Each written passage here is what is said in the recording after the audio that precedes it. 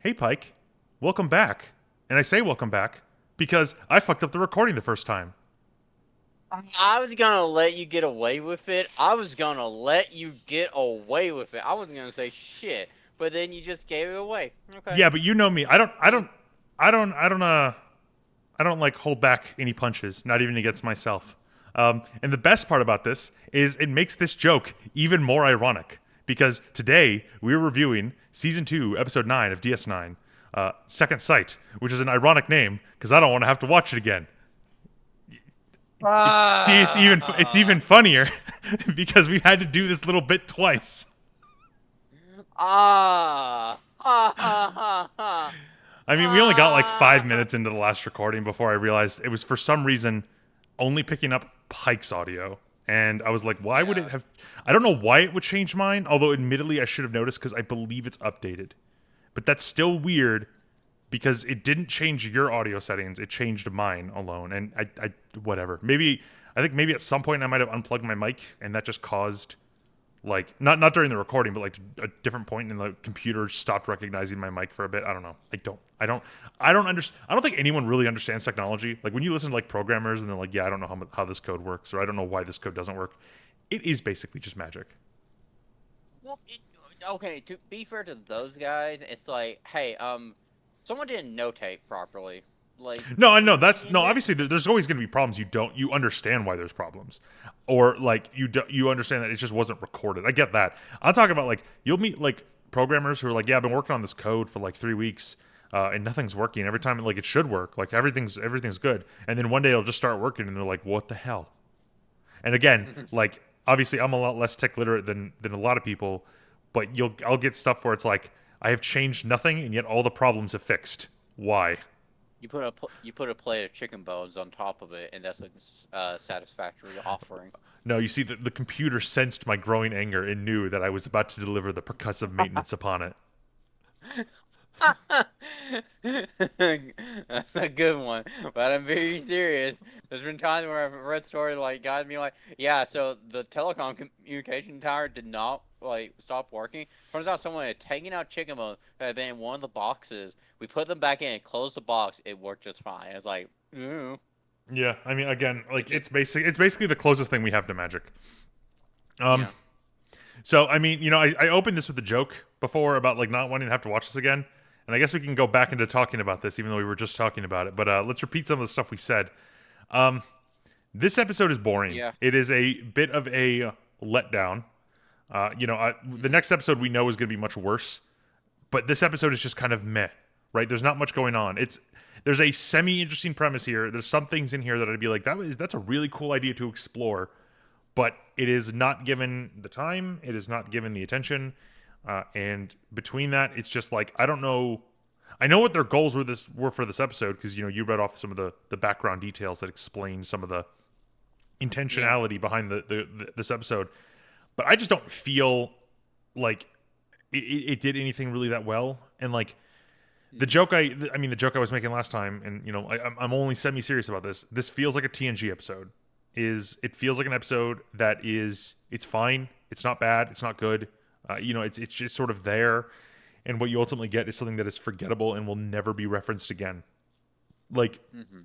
and it's kind of worse because Cisco kind of has a bit of an. He doesn't really have an arc, but he kind of goes through stuff in this episode that you feel is maybe more of like it's something that like I don't know what you call it in writing, but it's when a Mhm. character's already experienced something and you basically just have to display that they've experienced it. They don't go on an arc.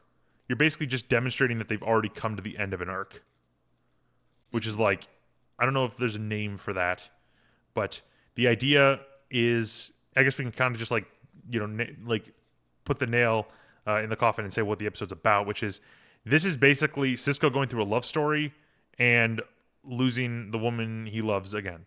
Um, Yep. but I will say this: I don't really believe the romance between Cisco and Fenna, and I don't really. Mhm. I mean, the romance feels about as real as she is. That's the best way to put it. Um, Mhm. and there's some interesting things. I mean, there's a really cool character in the terraformer. He's a really cool guy. Like he's kind of a shitty person, but like, well, not a shitty person, but like he has like he's hyper arrogant, hyper like narcissistic, but it's done in such a cartoonishly funny way that like he's just enjoyable to listen to. And then like he does a pretty cool thing in the end, and you're sort of like, oh wow, that guy was actually like kind of had a heart of gold. Good for him.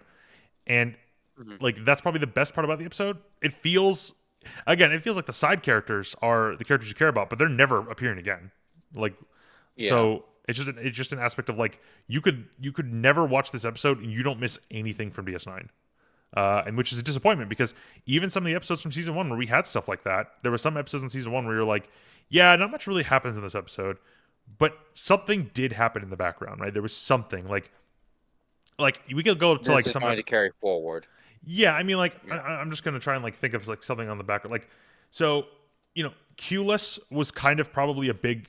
I mean, I don't think we were a big fan of Q-less, but We Q-less in were season not. one, Q-less was a big thing where it's like, okay, so like, what's the kind of takeaway from there? It's like, well, we learned a little bit about the Gamma Quadrant. It kind of was tying a loose end from TNG.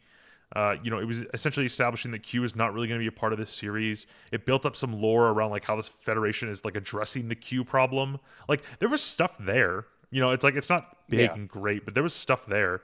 Tosk was an episode that's like there's a lot there, but theoretically you could just kind of skip that episode and you don't miss too much. Like it's just Yeah. one of those things where it's like, yeah, like this is a okay episode, but there's something else in there that it's little it's sprinkles of the greater DS9 stories and the greater DS9 ideas and plots, and this Mhm. episode feels woefully lacking in that. Mhm. So, I mean, I'm kind of beating a dead horse here at this point, but I mean, I'm looking at my notes for it. We didn't even have much in the notes. I don't think we even gave it a rating. I mean, we'll say what we think it is by the end, but we can kind of just go through it. And what I dislike the most about this episode is it kind of opens up with like the most like meaningful line like that we've probably heard from Cisco in a while. And Yep. he's doing a captain's log. And he's like, I finally realized why I had trouble sleeping the last few nights. Yesterday was the 4th anniversary of the massacre of Wolf 359, the 4th anniversary of Jennifer's death. I'm not sure what bothers me more, the date itself, or the fact that it almost passed unnoticed. Now, this is such a great line because obviously DS9 opened with the conversation. Well, it opened with like the events leading to the discovery of the wormhole, Cisco meeting the prophets, and basically the prophets challenging him on the nature of linearity and how Mhm. like Cisco was mentally still locked in the moment of his wife's death. Like in his mind, Mhm. he was still there, and because the prophets are more metaphysical, to them, there's not much of a difference between being somewhere physically and being somewhere mentally or emotionally. Yeah. Then So now later it's like yeah, it's so one they're thing like, for look, them. you're like basically to them they didn't understand linearity because they experienced time all at once, and they didn't Mhm. understand how humans could be linear, but at the same time, or humanoid creatures like mortals, whatever you want to call, like non uh, prophet beings. But Mhm. it's like we're in a sense humans are almost not linear because we could, in theory, relive parts of our past as long as we have those Yeah. memories in us to a point where we're functionally there. We're experiencing it the same way we would have. So to them, it was like, yeah, you're still there, but you're also here.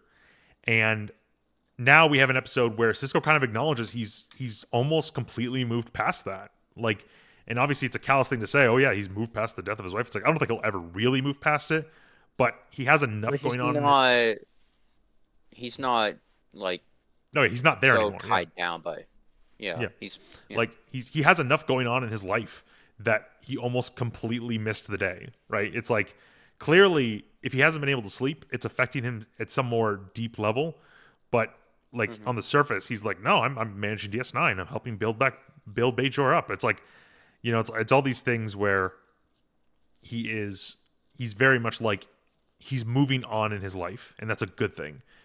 And he Mhm. almost kind of regrets, like, I don't really feel good about moving on because yeah, that's something that you feel like you should be like able to move on from.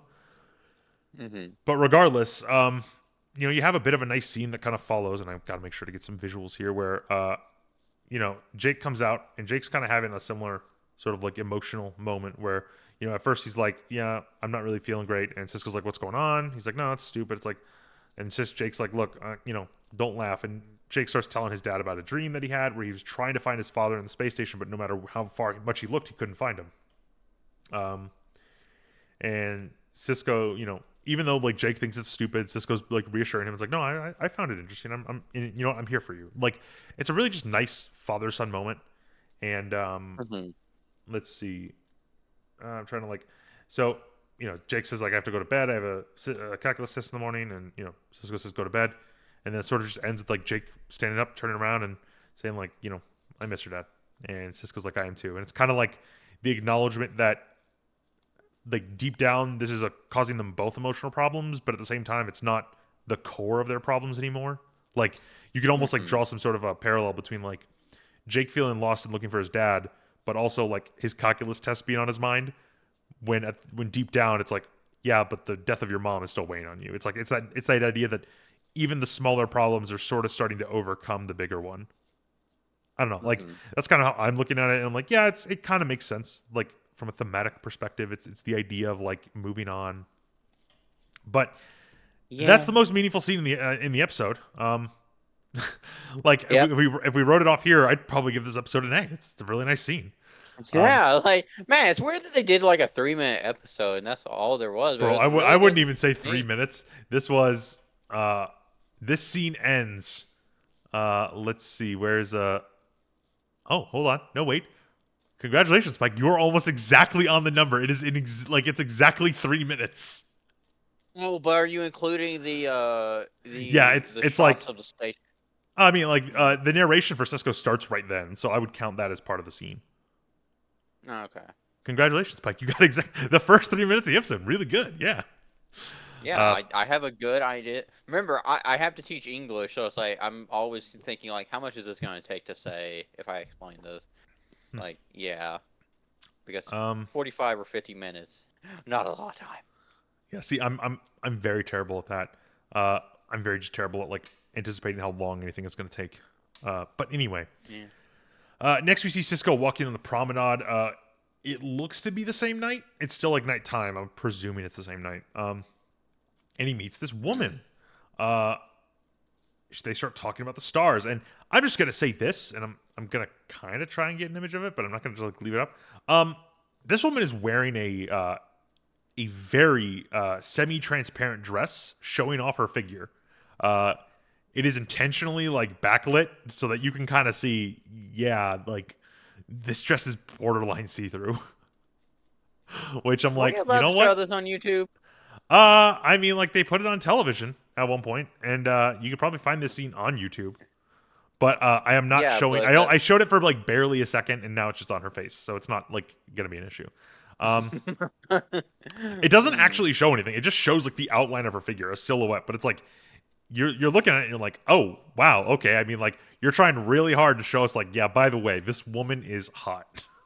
Like I don't know. It's just Yeah, it that's is like the hot. Yeah. well, again, they're trying to show, yeah, Cisco has to fall in love with her, so it's like, I mean, I guess so. I get it.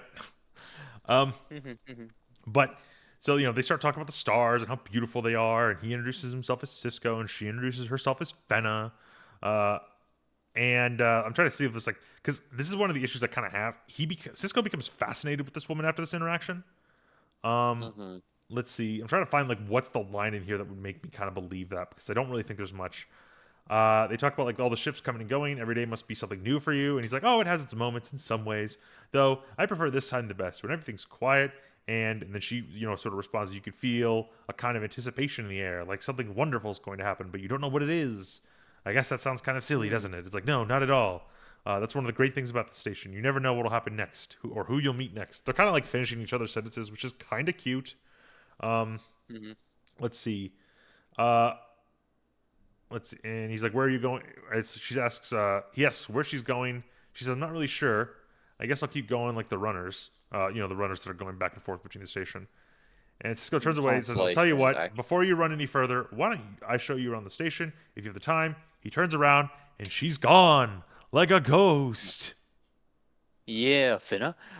Finna. But the runners is the constellation she's looking at. Oh yeah, Out that's the right. Because they were window. talking about the runners, the constellations, the Bajoran constellation, and one of the things they bring up is I don't know if they're running to something or away from something. Hmm. Which I guess it's supposed to Remember. tie into Cisco in a way because, like, is he running away from the tragedy of his dead wife or is he running to the opportunity for new love? Right? It's like, When you yeah. When you run upon Ouroboros, is it not always running away yet towards something at the same time? Um, The snake never ends. Anyways, it does when it eats itself. Uh, but yeah, that's the like. I gotta point out, like that's their first interaction, and Cisco kind of becomes obsessed with her with this. It's not like that meaningful. I don't know. Like I guess them sort of finishing each other's sentences. It's kind of a nice meet cute, but let's be fair. yeah. Like I don't know if that's enough to be like, ooh, I'm smelling love in the air. It's like it's kind of just there. Um, Yeah. let's see. I mean, we get to O'Brien and everything's breaking down, and Cisco's like, is this maintenance or repair? And O'Brien, covered in smoke and soot, is like, oh, right now it's maintenance, but 5 will get you 10. Uh, it'll be a repair by the time I'm through. So, like 2 to 1 odds, Uh, this is gonna be like turned into a full on repair. Um, he's gonna break it out in rage. Oh uh, boy, here we he's he's go. he's gonna unleash the Irish rage upon it. But more That's so, it's like impressive in nature. in his goal to try and fix it, something's gonna break. Uh, Yeah. we get kind of an interesting scene, I guess, because it does say something about like Kira in a way. So Cisco goes to the replicator and he asks for one uh, Chirotlian tea, a double twist of lemon. And Kira just starts like Hmm. looking at him oddly, like what the fuck? And he's like, something wrong, Major? And she's like, well, no. And he's like, come on, it sounds like something's wrong. And she's like, well, every day you get a Rectigino. And he's like, I love Rectigino. It's like, I know. So why'd you get this? It's like, again, it's like she's recognizing something's new about him. He's kind of in this positive mood. He is full of energy, despite the fact that he was probably up all night. Hmm. And it's like, okay, that's interesting. And I guess Oh no. it's nice that we see she knows him well enough and she trusts him to be like reliable enough that he has this like schedule that even she's kind of thrown off when that schedule's broken. I don't know. I guess it in a Hmm. way shows them being a little closer, but it's so small and it's a little stereotypical. Like I don't give this like too many bonus points. It's fine. It's like the bare minimum to show that these characters know each other well enough at this point. Um, Hmm. Hmm. let's see. It's not. Uh, It's not the later point where Kira's praying over Cisco's body in a panic. It's not that moment. no, it's Call not. that moment. Let's see. Um, it kind of ends funny where like he's just like, I felt like having something different today. Is that all right with you, Major? Like he's kind of being a little like quippy, snarky, and she's like, I mean, of course you could drink whatever you like. Like it's in a way, I guess it's kind of nice that they show she doesn't even realize how close the two of them have become at this point. Like, by the end of the series, these two are like thick as thieves, best friends.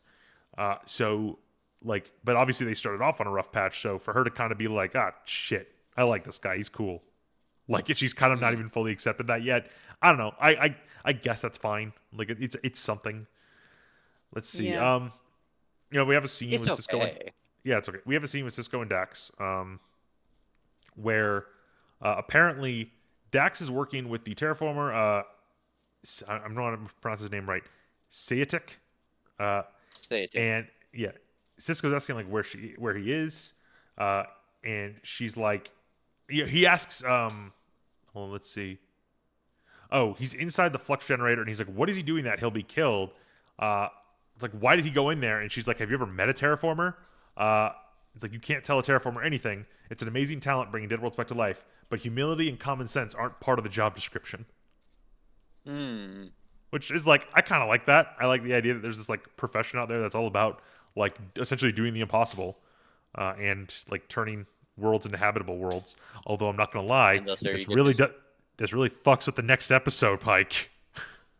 Oh, that's right. Yeah, that is true. Well, it doesn't That actually does really fuck with the happen. next episode. It kind of explains away and like what I would argue is an issue in the next episode. But this is some like huge ass world building that I have we ever met a terraformer in Star Trek before? Like a mod, I guess we might have. I think there was. I I can't recall. terraformers. If I Star don't remember Trek. them in TNG, they might have talked about terraforming I'm efforts.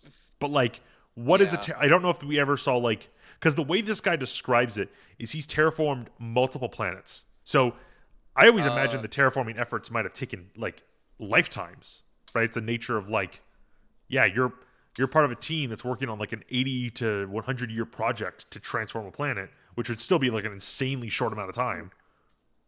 Yeah, so the first time I think we ever heard about terraforming was specifically Rafa Khan, Yeah, which is the Genesis machine, which this guy's work is based on. He's basically made an actual workable version of it.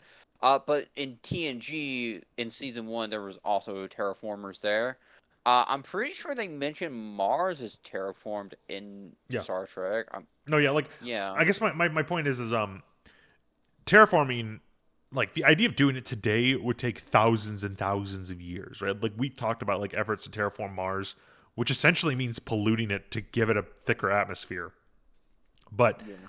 it's like terraforming is an option we understand now to a theory to an extent. But I always just imagine the terraforming efforts in Star Trek, which still like lengthy things, like they were lengthy periods of time.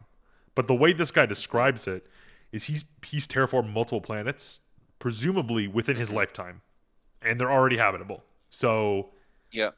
it's like it sounds like this is a process that you kind of just do. Like, oh yeah, it took us a good like 5 years to terraform this planet. It's like what? Like we don't have a timetable, but he mentions multiple planets he's terraformed. So I don't know how long he's been doing this, but it can't have been that long if he takes full credit for all of these. Mhm. But anyway, uh, so yeah, Sayatic comes out of the thing. He's again very. This is a very fun guy. Like this is the guy who's like all like, oh, I'm amazing. I'm a great man. Oh, did you go to this one planet that I terraformed? Let's see. Oh yeah, the planet Blue Horizon, and like Cisco says, it's like, oh yeah, I went there, but I was only there for a few hours. He's like, oh, you missed Blue Horizon's crowning glory. Uh, Imagine waters cascading off cliffs, the height of Mount Everest, thundering through continuous rainbows, straight down into an ocean the color of sapphire wine. It's like this dude is like super all about like praising his own like efforts and stuff like that. Yeah. But also he's like an artiste, right? He's like, I have made this amazing planet. You must appreciate it. But he's not like too. I get he's arrogant, but he's not an asshole about it. He's kind of like, Yeah. oh, you missed this great thing I made, as opposed to like, oh, you wouldn't have appreciated this great thing I made. No, no, he's like, no, please go appreciate the thing I made. I wanted people to appreciate it. Like, yeah, I don't know. It's a little bit more of like a well mannered, like arrogant, like kind of guy. But it's he again. Yeah, He's fun. it still feels a little bit like an asshole, but it's a restrained asshole you can respect. Like, oh yeah, he knows he's great and he's gonna praise himself, but he Well, I mean also that's knows also the thing. when to Like praise him. he is like I guess like the top terraformer that exists. That's kind of how he's explained to be. So Hmm. like and he's trying and he talks about how like great his actual let's see oh yeah the waterfalls he was talking about were called Da Vinci Falls, right? Yeah, he does have kind of like a Renaissance man thing going on, so makes Well, it's sense. also Makes yeah sense. it's definitely about that. I think it's also more of just the sense of like you're naming like Da Vinci is considered one of the greatest artists, the greatest inventors, the most like you said, the Renaissance man, right? He was amazing at so many different things.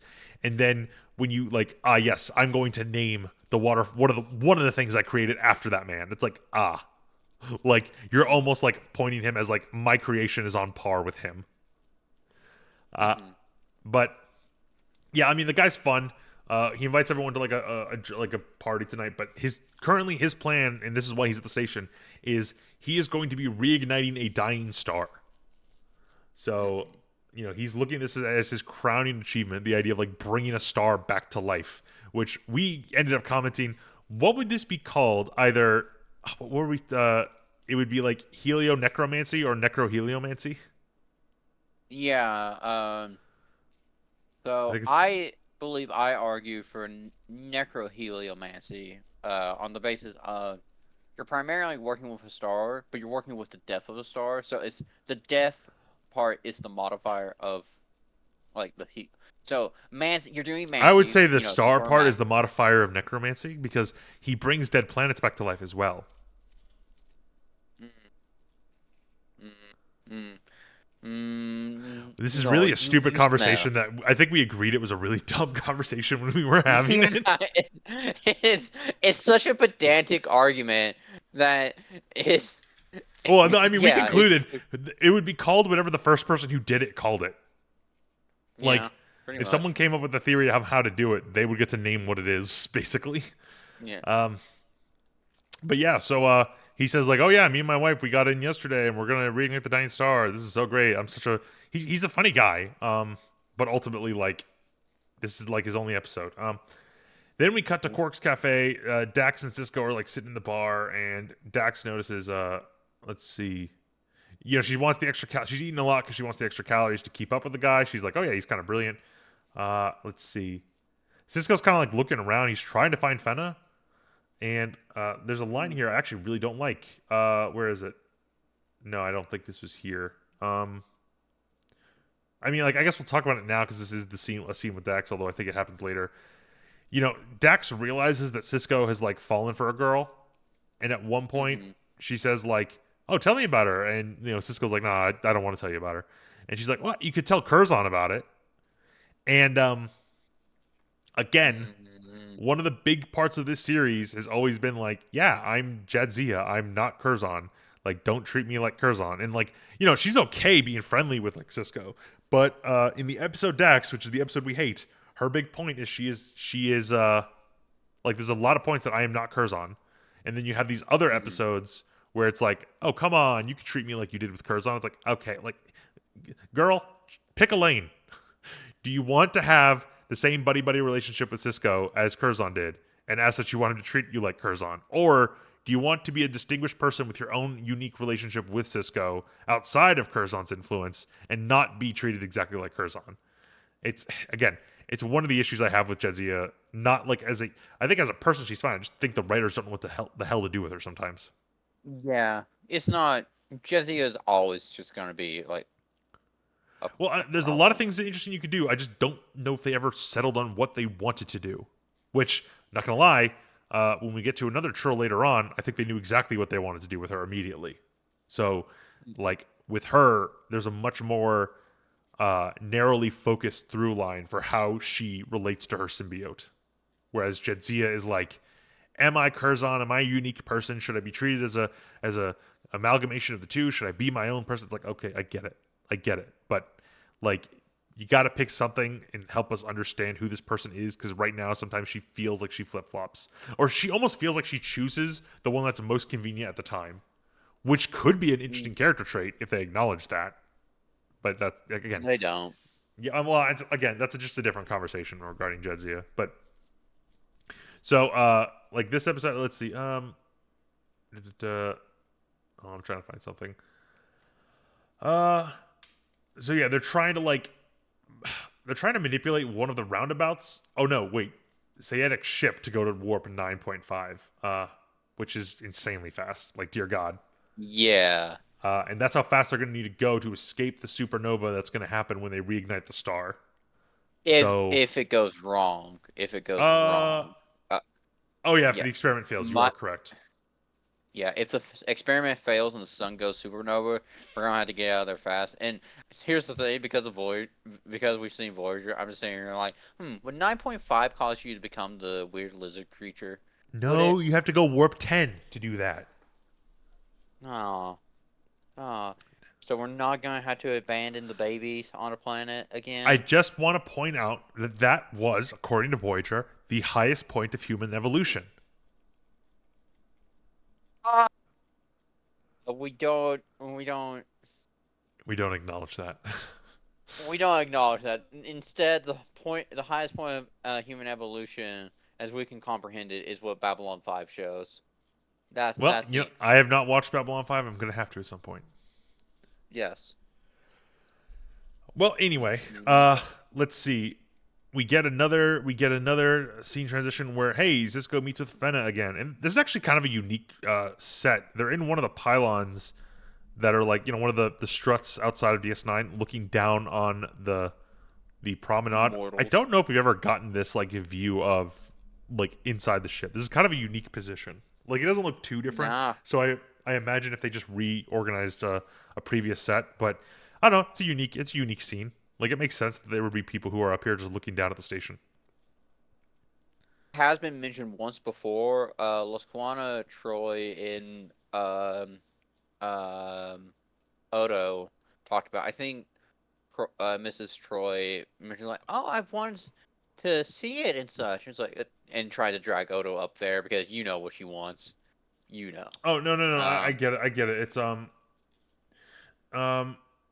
No. Like I know what you're talking about. Like I know that they can go up there. I think this is the first time we've seen it. Yeah.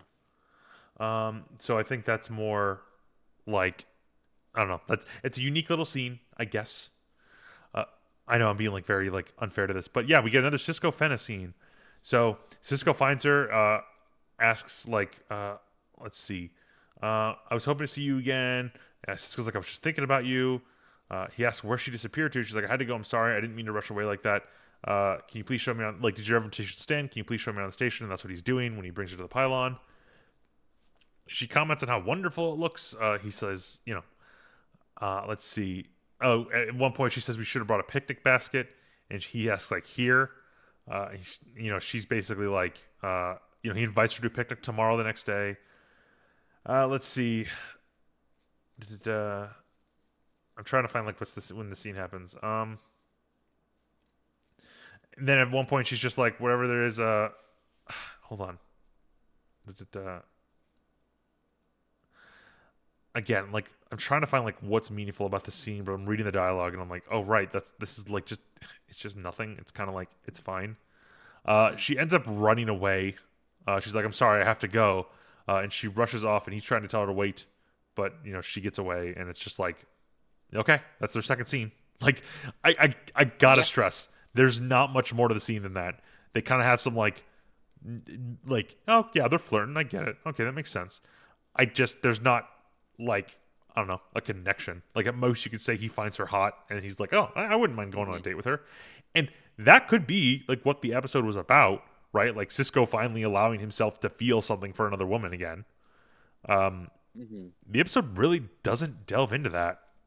Again, like the opening scene is kind of like implies that's what it was going to be about. Is like he's struggling to allow himself to fall in love, but it's already kind of acknowledged that he's a little bit past that.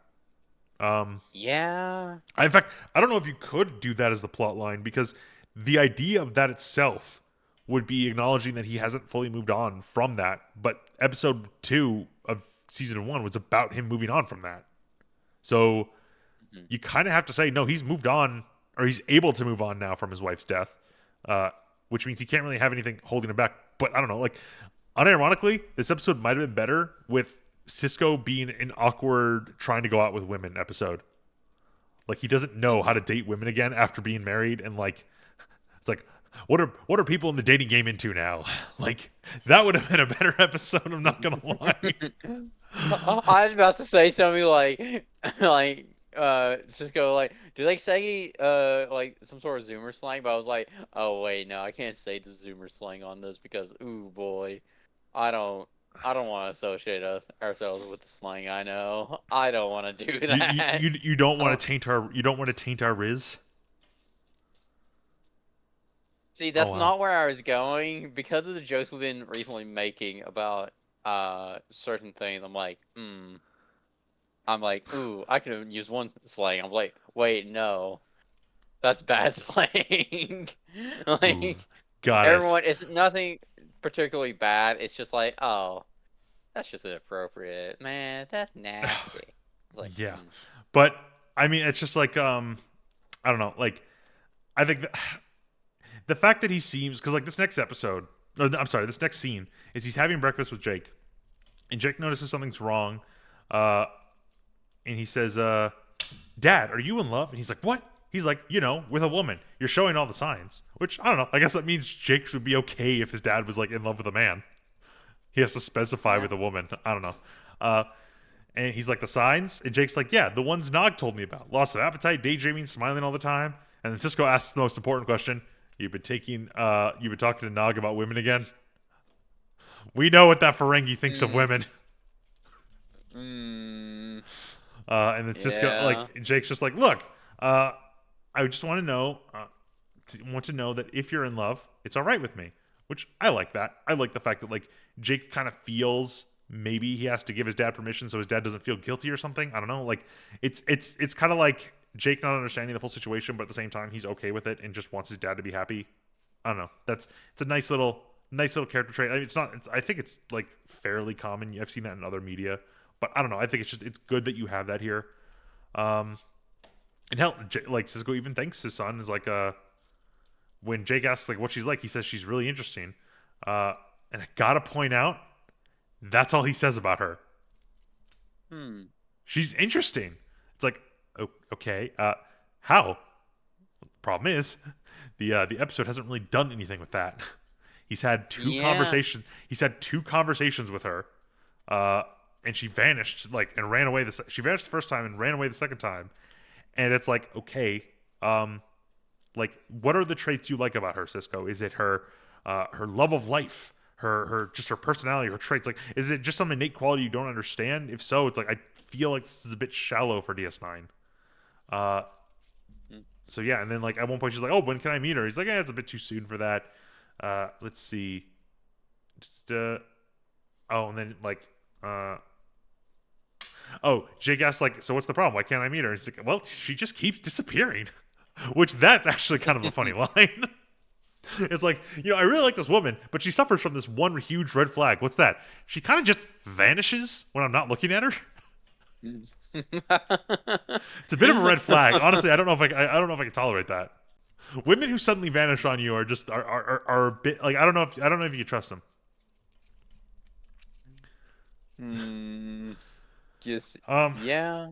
So yeah, I mean, and also I don't know, I guess the idea that Cisco acknowledges he's in love with this woman, like Jake says it right. Are you in love with her? But he doesn't fight it, and I'm like, bro, you've talked to her twice. Hmm. I don't know. I don't know. I feel like I wouldn't. I feel like I couldn't say I like a girl if I've only talked to her twice. So Yeah. regardless, Cisco then goes to Odo and wants Odo to use his police powers to then uh, track a woman down, which is the most Yeah. reasonable thing. Um,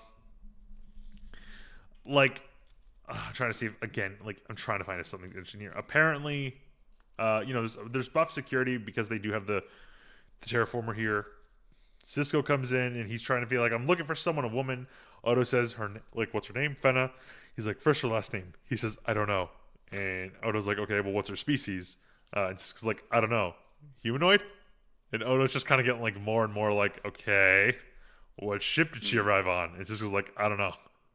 I'm not even paraphrasing. He just keeps saying, I don't know, which is funny.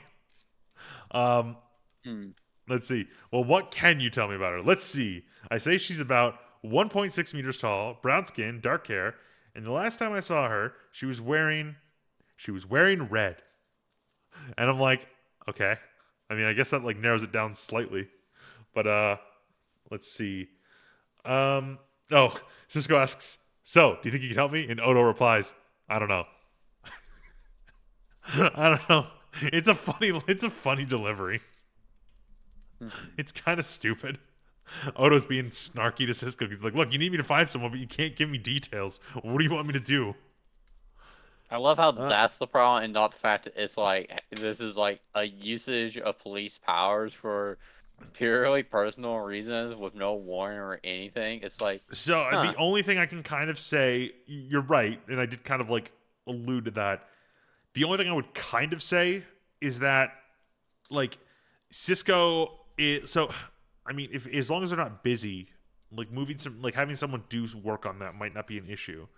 But in terms of morally using these resources, it is a Starfleet station, or it's a Bajoran station run by Starfleet. It's that'd be like going on a military base and being like, "Wait, what do you mean that people have to know where I am on the military base? Where's my privacy?" It's like, bro, it's a military base.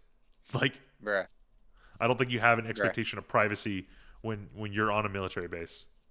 Um, I don't know, man. With how often E4s just disappear from the base when actual work comes around, I think well, you have that's an why it's so expectation of confusing because you privacy. don't have an expectation of privacy, and yet somehow people still manage to steal them. Yeah, E4s just know all the hiding places on the base. It's great. But it's just a matter of I mean, I guess I'm semi okay with it. You would have to register who you are when you enter the space station, right? So it's like, yeah, I am this person. This is my species. This is the ship I'm on. This is when I plan to depart. It's like you. It's like when you go to an airport, right? It's like, yeah, you have to give your name and information to people. There's not an element of you get to hide who you are and be on this station, which Hmm. makes sense. I do kind of agree with you. This feels like a very petty use of this, and I would argue there might be some dubious questioning to like. But I don't know. I feel like it's one of the situations where, here's actually probably the bigger issue. She ran away from him the second time. Now she clearly still likes him, and he's confused as to why she ran away. But like, evidently, she doesn't want to let you find her, Cisco. Like, otherwise, she would have like said, "By the way, I came on this ship. If you need to find me, that's where I am." So using this is kind of like an invasion of privacy, at least like in a moral sense, if not an ethical one. I don't know. It's I don't want to go that deep into this because I don't care about this episode. Like, I agree with you. That might be the most interesting question to ask. At the same time, I think our only like solution, like our only like answer to it is like, I guess so. It's a little bit like morally dubious. Yeah. Yeah. Let's see. So No, this is wait. the It's scene I very talked about. clearly this is the first. This is the first step to Cisco becoming a war criminal. Obviously, the first ethical dilemma. I disagree with you. Remember, episode 1, he threatened to arrest Nog for the only reason to keep Quark on the station. No. What he did was, specifically, what he arrested Nog for him and his accomplice like looting, and he said, "Listen, it's gonna suck if he goes to prison, but the law is pretty clear that he should go to prison." Oh yeah, Unless he wasn't someone were to he wasn't arresting. Mhm. He wasn't like arresting Nog because of that, but he was gonna let Nog go uh if like Quark did that, which is like, oh, so you're just gonna like let him get away with the crime, assuming his uncle does what you want him to do. Pretty bad. Pretty bad. Pretty bad.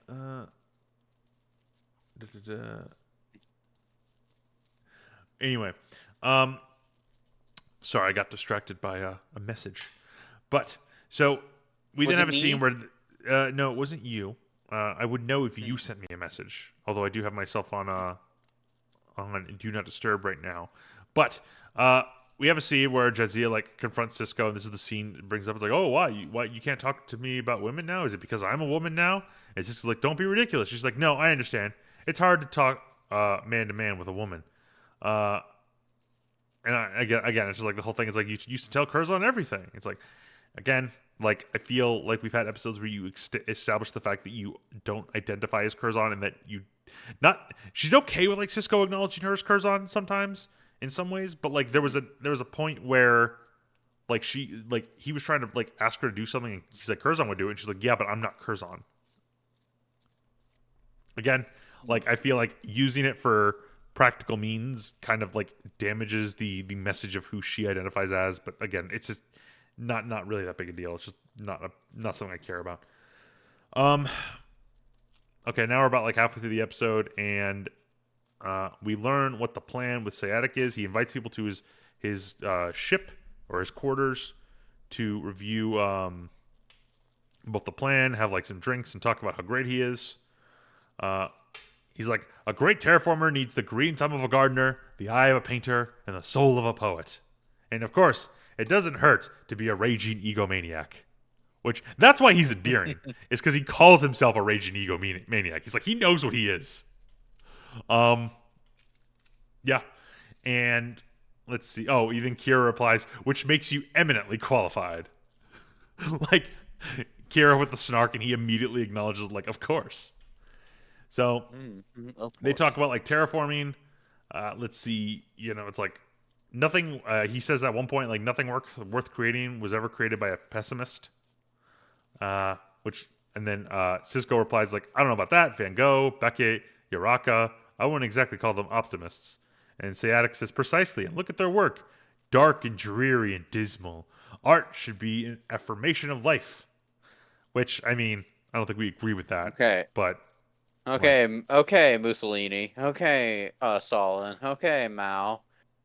Okay, I mean, there, buddy. I don't know if I'd go that far. I mean, we've had this. I don't want to get into this conversation, but You need to affirm these values. I'm like, I don't think I have to. Well, I don't know if he was saying you have to affirm values. I think it's just the nature of like he views art as like this thing that can only be an affirmation of what your subject is in a way. Like, if you're making something you're trying to represent some beauty of it in it, some greater quality that you're trying to show off. I could probably say something in relation to I get what he's saying, but at the same time it's like, no, I mean, I don't know if optimist and pessimist, like the words you're using, I could extrapolate by my own interpretation of his words what he means, but that just means his words weren't very well chosen. But at the same time, it's like I think it says a lot about who he is that he views that's what art is, right? It's like art is a very specific thing. Like he's an egomaniac. Of course, he has these crazy fucking views. I don't think either of us would say yeah, you have to be an optimist. Like you could be a pessimist and be an artist. I just feel like maybe I guess you could argue you can't be purely a pessimist because a pure pessimist is almost like a nihilist, someone who doesn't believe in anything. Mm-hmm. So I guess that could be what you could argue it, but again, just not. This is hardly even a point to talk about. But what I was talking about is the nature of how I view the word art, which I don't like. But that's a different conversation, a much longer conversation. So let's see. They talk more about art, which again, there's some good character stuff here, I suppose. But then Sciatic talks about how his wife. And how she's cooking all the food, and now the dishes are delicious. They're the best thing you'll ever tasted. And his wife's what's his wife's name? Nidell. And then as he introduces his wife, oh my God, who would have guessed? It's Fenna, or someone who looks exactly like Fenna. Yeah. I like that the transcript for this states that it is Fenna's identical twin, which is not true, but also not implied in this scene, because Cisco has this moment of oh shit, and then it cuts to after dinner, and at one point Cisco confronts who he believes to be Fenna / Natel, and he's just let's see, where is he? What does he say?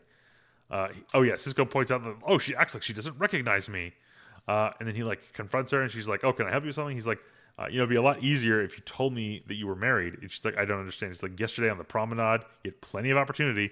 First off, no, she didn't, Cisco. You guys had 2-minute conversations. Let's see. She's like, "Oh, I don't know what you're talking about. I never met you before." And he's like, "I suppose you never told me your name was Fenna. Would you like to talk about this?" And she, let's see, I think she had a bit of an expression when he said that. I'm trying to see if I can get it, because it almost seems like she recognizes the name. Mm-hmm. But she basically says Commander, obviously you've mistaken me for someone else. And he's like, yeah, seems that way, doesn't it? Do you want to kind of spoil what she is? I mean, you the next scene is just Cisco talking to Odo, learns that no one on the station is named Fenna, that no one in the registry has been named Fenna. But then Cisco encounters Fenna again after a conversation with Quark, because Quark realizes he's sad and down and offers him a run in the Hollow Suite and all that sort of jazz. He talks to Fenna. He questions Fenna, saying what was that about dinner? She's like, what are you talking about? She kind of plays dumb. And then the worst possible thing happens. I hate when women do this. She starts fading into the ether, and she vanishes. Mm-hmm. And then Cisco covers his face and looks like he's about to have a breakdown and cry, because no, the woman I love has vanished into the ether. She's like when my wife died. God damn. That's the most fun I've had with the episode, is the expression he has of total loss. I'm like, oh no, it's his wife died all over again. But then you realize this is the third scene he's had with Fenna. It's so just I don't like this. Oh God, I feel like this episode is breaking me the more we talk about it. Maybe you do want to rewatch it. I don't want to rewatch it. I don't like it. But it's just I can't. There's nothing else to say other than I hated. I don't like the episode. There's nothing about it that's good. It's just kind of a very bland episode of TV. So it's when we have to talk about each scene, I'm sitting here thinking there's not it's kind of one of those things where it's it was a couple days ago we watched it, right, or rewatched it, And Mm-hmm. it's been a couple days, so I'm kind of going through these like scene by scene, thinking like maybe there was something in this scene I liked, because there's been a few scenes like that where I'm like, oh yeah, that's right. There was this like line of dialogue I liked, and then there's some scenes like we just went like through 3 scenes where nothing happens. I was skipping some of them because I'm like, oh yeah, there's a scene he has with Odo where Odo says, yeah, by the way, the woman you asked me to look for, she's not on the station. Cisco walks away all sad. The woman Mm-hmm. he's looking for appears again. I'm like, that's it. That's summarized like 2.5 scenes. And I'm just kind of like, Yeah. yeah, there's nothing in them. It's sad, but like this is very much a dry episode. I don't know what they were kind of planning on. Um, let's see. Yeah. Oh, hold on. There's one thing that is funny. They go into the Prometheus Bridge, which is the terraformer's ship, and we see a TNG uniform. I don't know. That's kind of fun. Mm-hmm. A TNGer. There they are. It really just is. It's more of a sign of seeing. See, this is a TNG episode. It's a stealth TNG episode. We hate you, Holowix. I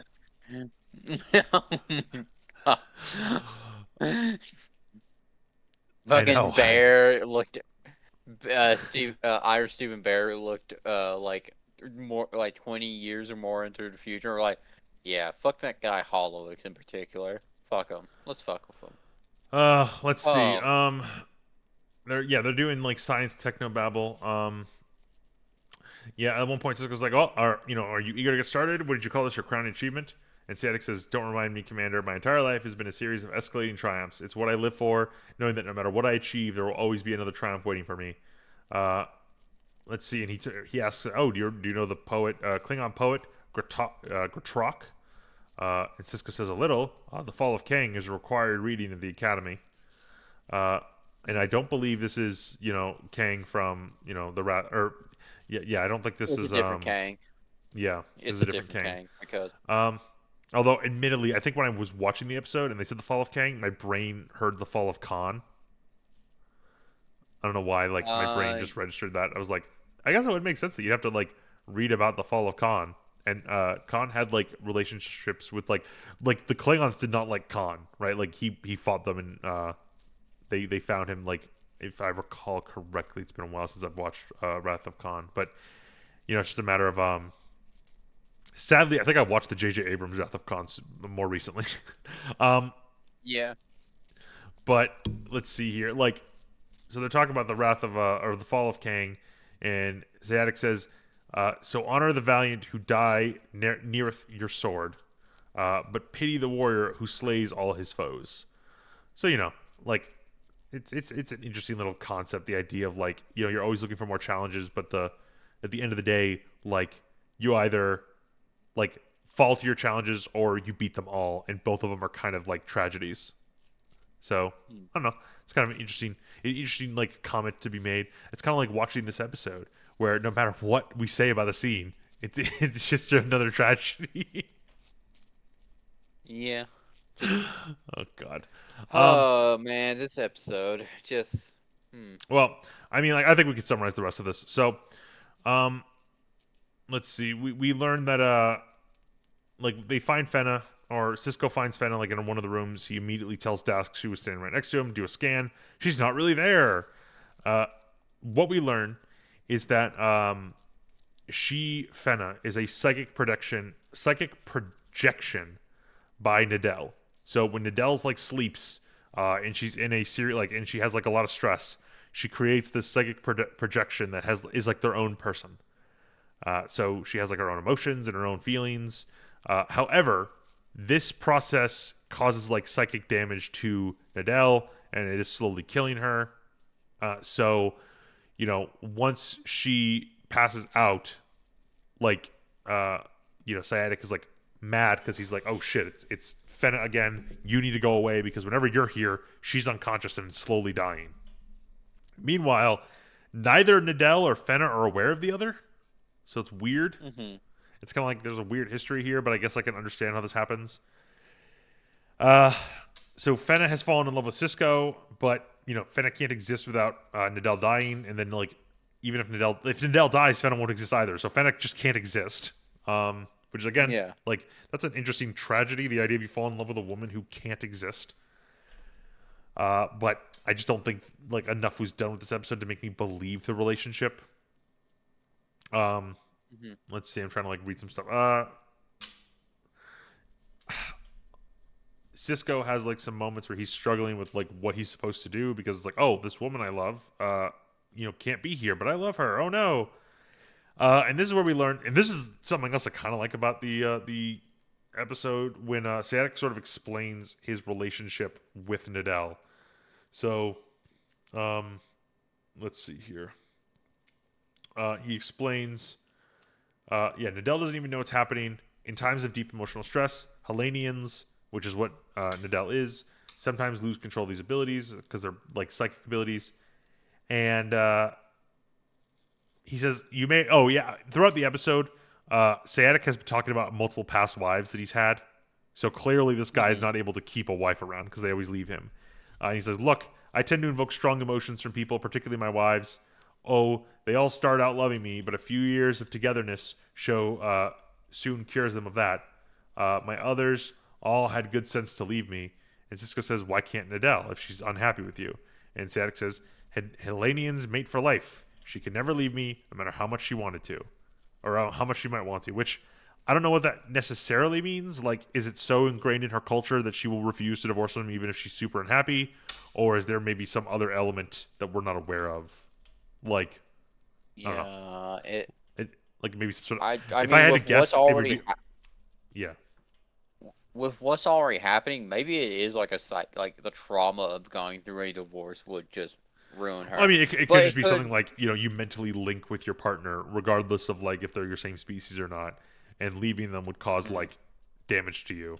Like I could imagine Mhm. something like that, but it also could just be so ingrained in her culture. No matter how unhappy she is, she'll face it. Which, again, there's an entire episode you could do about that one issue and talk about like both sides of it. Like, should you stick with your culture and the values that it exposes, even if it makes you unhappy, but ultimately that's best in the long run, or should you do what makes you happy when you don't really know what the long run's going to entail? There's millions of things you could talk about with that issue alone.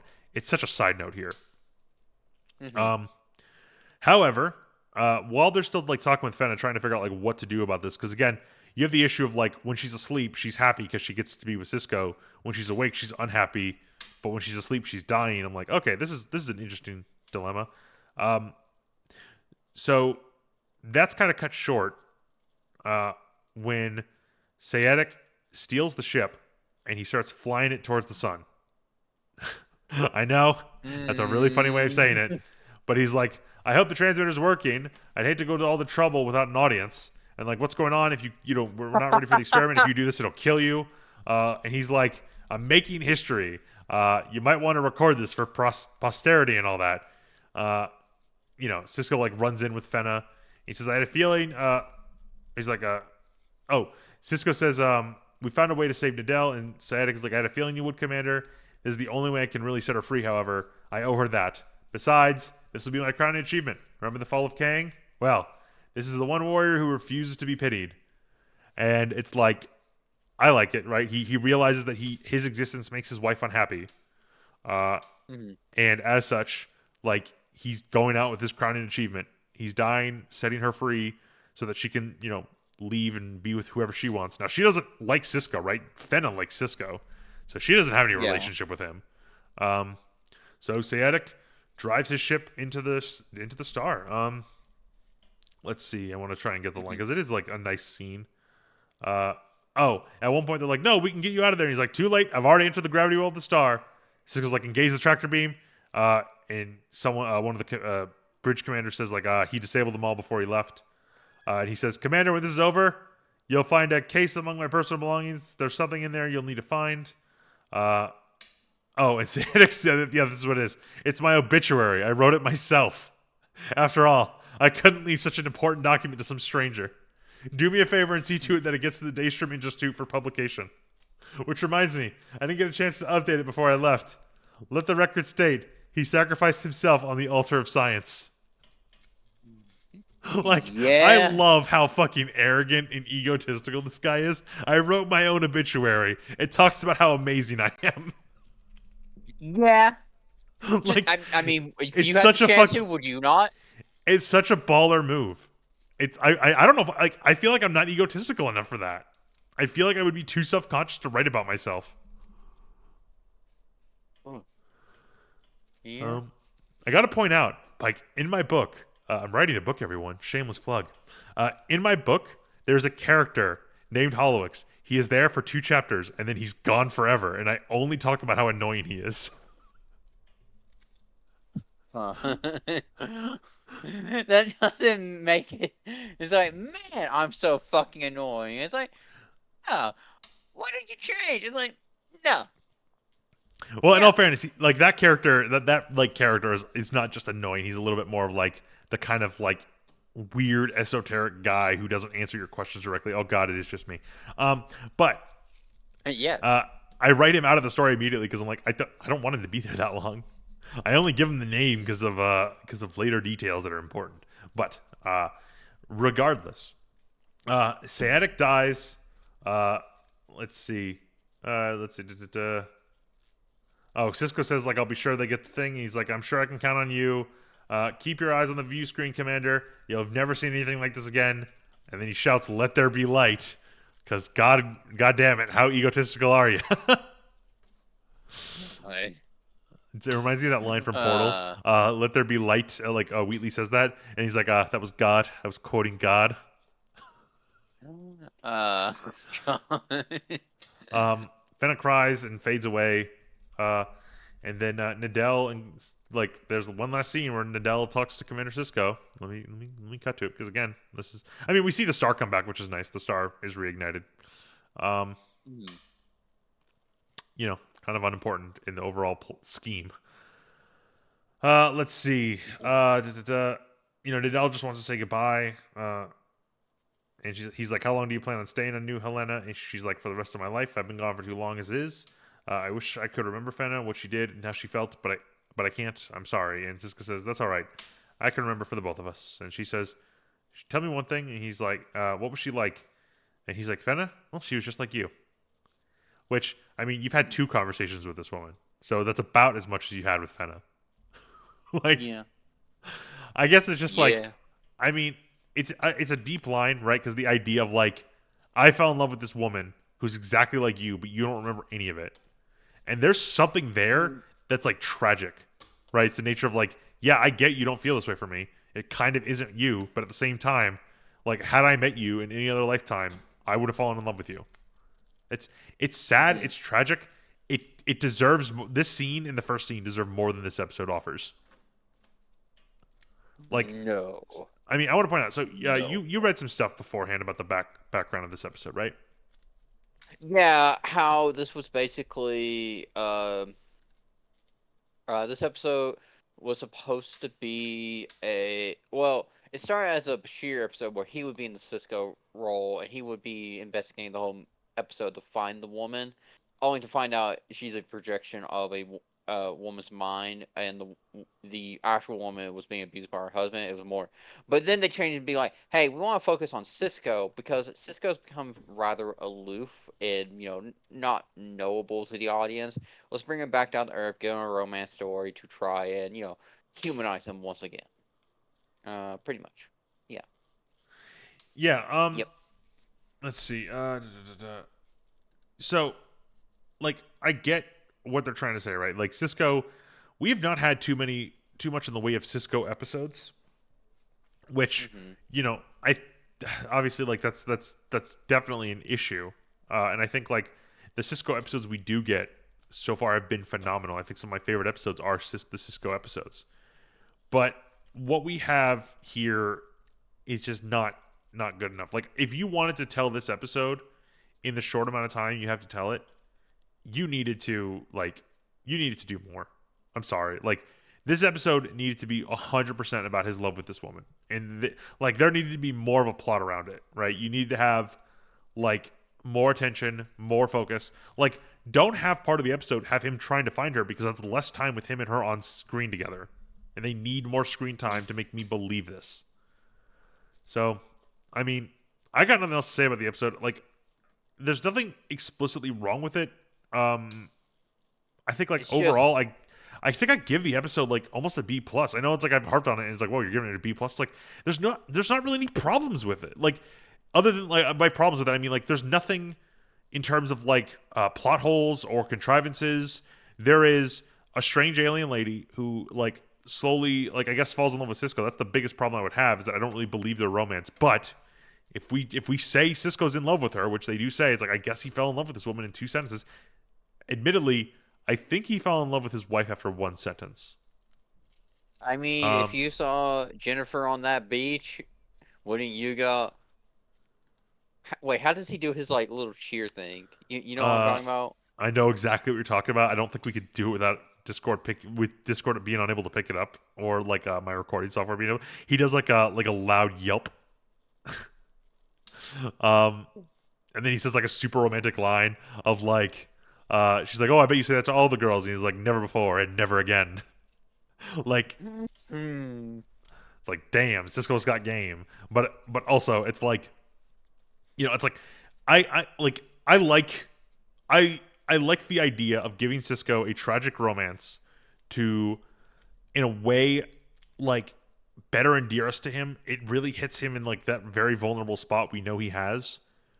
But Mhm. at the same time, this episode doesn't do it. Like, I feel like you need more. And let's be fair, this is DS9. What it should have been doing is there's some woman on the station. Like, maybe she's a Bajoran officer, maybe she's a Starfleet officer. Starfleet officer might make it a little bit more complicated in a way that it shouldn't be. Or maybe she's just like someone who works on the station. And over the course of a few episodes, you have Cisco interact with her, right? Like, you know how they have in season one, they had that one woman, the engineer woman, working with O'Brien, Mhm.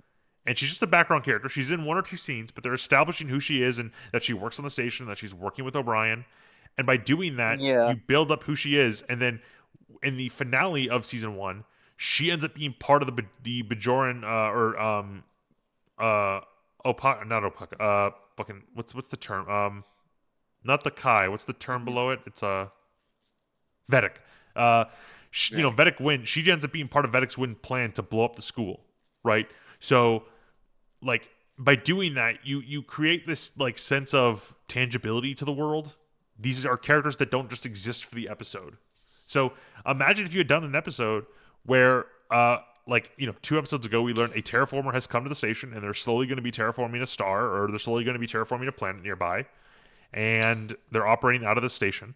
And Cisco meets the wife once or twice, and they're like, "Oh, like, hey, I really," or like he meets Fenna, right? He meets like this Fenna woman, and he just has like one or Mhm. two conversations with her, and then it like culminates in this episode where he finally acknowledges he's in love with this woman he's had multiple conversations with, and only to learn she's a psychic projection, right? Like Mhm. that would hit so hard, but I just don't believe it in this episode. It just doesn't do anything. And as such, it's like there's no problems with the episode, but there's not really much in the way of merits. You could say that makes it like a C, but kind of based on my metric, without any problems, the craft of writing is still very strong here. It's a Mhm. fairly well-paced episode, fairly logical episode. I think characters act in line with their traits. I like the terraformer. I think he makes a really interesting decision at the end. Is like, yeah, he realizes what he's done to the women in his life because of who he is. He's not exactly willing to change because he doesn't really view himself as wrong in a way. So as such, he's kind of like, look, I'm going to take my life and my crowning achievement. That's how I want to go out. And it's like, damn, I kind of believe you're an egomaniac enough to do that. Bringing life to a dying star, saying this will be there, like let there be light as you die. I'm like, yeah, I can believe an egomaniac like him would do that. So Mhm. end of the day, I think like the craft of writing's fine, but it's just a boring, bland episode where there's like I can't buy into the plot. So I say like B, somewhere in the B range, B minus, B or B I'm just plus. I don't know, but I'll give it a C plus. Like it's not painful to watch it, but it's a TNG episode. In TNG it would be a B, but here it's a C. yeah, kind of. I mean, it's just like I feel there's just not much done with this, and there were so many opportunities to do Cisco falling in love again for the first time. That's such a like that plot is just like right there for the taking. It's ripe. Like once you have season like one established that his wife died, it's like, oh, the moment he falls in love again, that could be a huge plot point and plot line. We could really delve into what that means. But yeah, they did this. And next episode is Yeah. not going to be much better. So I guess we'll sign off with that. Uh, I'm Yeah. butt mad. I'm butt mad. I'm not happy about this episode. This is the first flub What? of season two. Hey, don't worry, don't worry. You'll soon have a partner in crime. Well, in all Don't fairness, the worry. other one isn't a flub. The other one is an actual like abomination. But yeah, so God, that's that'll be true. it for now. I am Hollowix. I am joined by my co-host Pike. Thank you for watching. Bye bye. Bye bye.